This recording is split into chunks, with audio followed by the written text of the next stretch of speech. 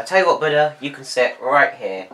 That way, everyone can see you. Perfect. Right. Hi, and welcome back to another video here on Cloud9 TV. So it's been a couple of weeks since my last video, and that is for a number of reasons. Number one, I started school again, and as I'm sure many of you know, the pressure of school isn't exactly conducive to keeping up a once-weekly video schedule. So I did miss last week, but never fear, because hopefully this video will make up for it. So this is the first video I've done since I've gone back from school, which means I've got plenty of holiday experiences to share with you, which will fuel my videos for the next few months, which is great because I was beginning to run out of ideas. And today I'm going to start with something very dear to my heart. Now this is something that perhaps people don't necessarily think of when they think of my country, think of Britain. We have a family apartment in a seaside resort up north in the United Kingdom, and it means we go to the beach because that's what you do at the seaside, believe it or not. We went there for about a week, and we spent a good few hours on the beach. It's like, ooh, moral compass and social insecurity goes out of the window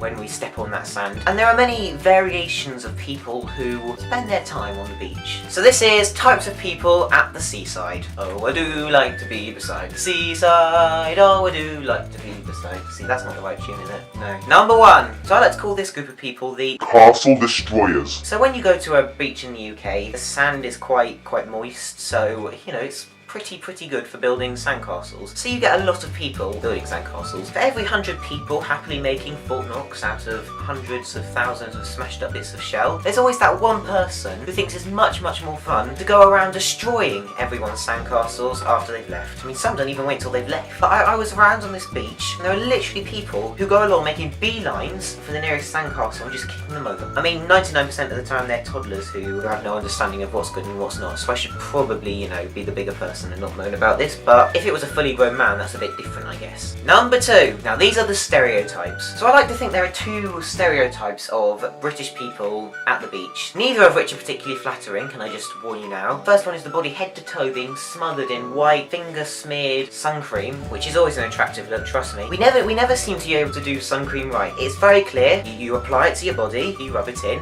job's done, safe from the sun. We don't seem to be able to do that though, do we? No, we kind of have to leave it there. We're in like such a rush to get in the water, we just kind of big white patches all over you. It's not a good look. And the second one is the complete opposite. It's the burnt lobster. Literally tomato head to toe this time, because they've done the complete opposite and haven't put any sun cream on. Neither of those looks are particularly flattering, I find. I think I'd rather go for the sun cream one because then you're at least partially protected. Number three, the sunbathers. Now I'm not really a sunbathing kind of person, and perhaps after I say this you might be able to see why. But I find it seriously disconcerting seeing people sunbathing on the beach. When we sunbathe, we kind of just lie on the floor like we might be dead, so it's I'll be on the beach, stepping over all these lobster bodies on the floor, and I won't know the difference between someone who spent 20 minutes there and a castaway who's been washed up from Norway. An English beach on a sunny day looks like a mass burial ground. Number four, the space hoggers. Now the beach is limited, especially when the tide's in. It's a definite space that gets smaller and gets bigger. So when it gets smaller, often at the peak times of day, people will be crammed in, you know, just trying to get their little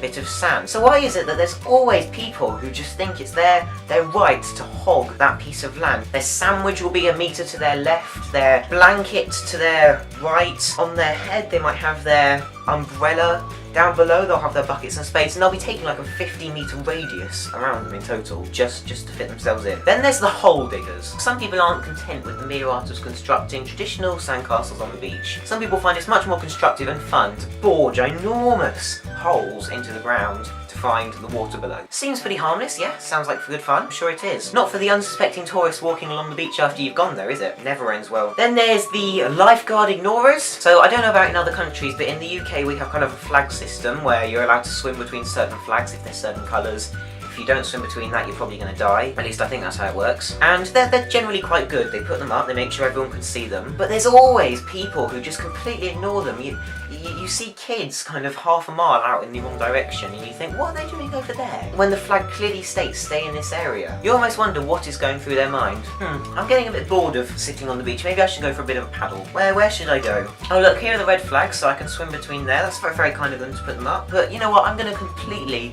ignore them, because today I feel like getting eaten by a great white shark. Half an hour later, help me! It's got me! Help! That was them getting eaten, by the way. There are plenty more things that I find annoying about people who are on the beach, such as people who let their dogs run into the water and then shake their wet fur all over you. People who think it's much easier just to bury their rubbish than find the nearest bin. People who believe it's a good idea to eat their fish and chips right next to you, pretty much inviting all the seagulls to come and peck your head off. People playing volleyball who seriously cannot control their ball. I mean, the list goes on and on and on. I don't even know what I'm doing here, to be honest. Why do I even go to the beach, you know? I just seem to spend my whole life moaning about it, so maybe I should just stop.